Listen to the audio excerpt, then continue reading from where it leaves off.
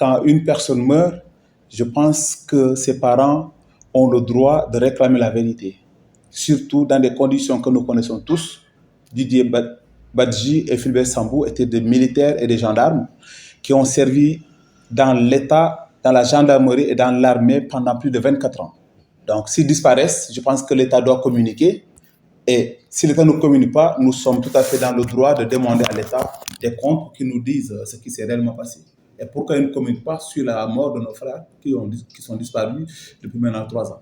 Oui, vous savez, au début, ils ont voulu nous faire croire, c'est le gouvernement, à travers le communiqué d'un procureur de la République, le gouvernement a voulu nous faire croire que nos frères se sont noyés en mer à la suite d'une partie de pêche. Et depuis le début, on n'a jamais cru en cette version. Pour nous, ils ne sont pas morts en mer. Et récemment, le juge a inculpé une personne disant que cette personne est l'assassin de nos frères Didier et Fulbert.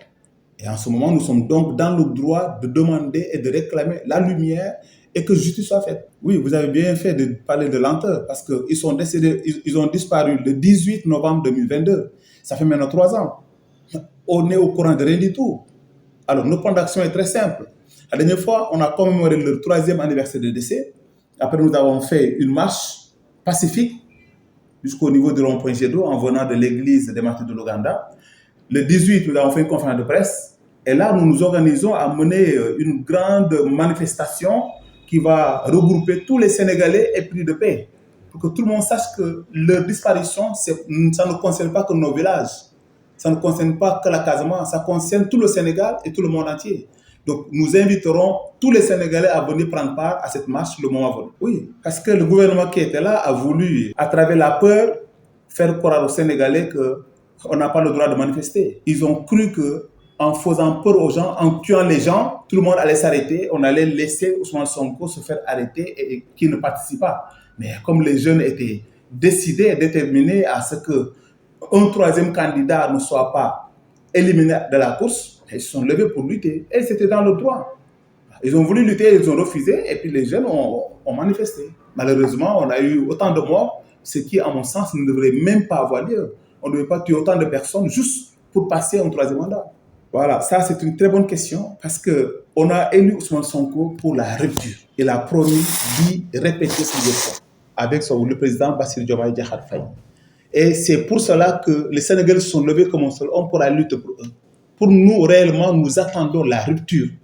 Rupture veut dire quoi? Qu'on laisse les Sénégalais dans le droit le plus absolu et que les autorités actuelles se battent pour relever le niveau de vie des Sénégalais. Tant que les Sénégalais seront dans un pays aussi pauvre que le nôtre, il y aura toujours des problèmes.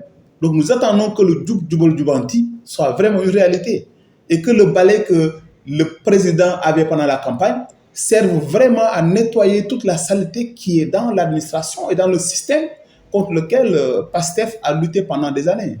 Donc, on attend de cela des vrais changements profonds pour que les Sénégalais sentent qu'ils n'ont pas fait une erreur en élisant le président Bassirou Diomaye Diakhar Faye. La justice, elle est lente. On dit que le temps de la justice n'est pas le temps des hommes, mais en réalité, la justice est rendue au nom de la population.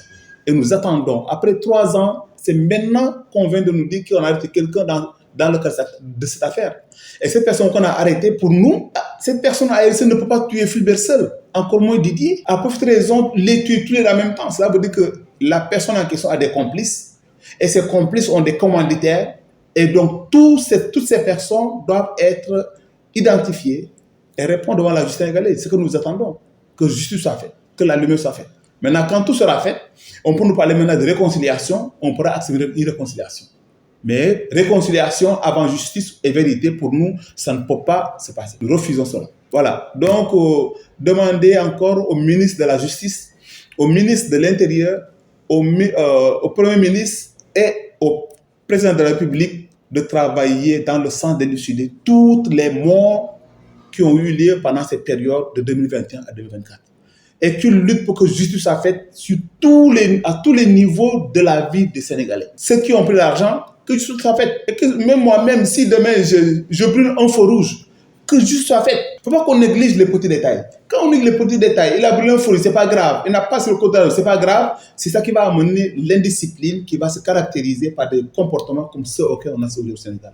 Donc, on attend un changement profond de la part du gouvernement. Diomaye avait dit que changement, on attend à ça, mais qu'on voit un nouveau Sénégal. On est prêt pour ça. On paiera le prix qu'il faut pour que le Sénégal se développe, pour nous et pour nos enfants surtout.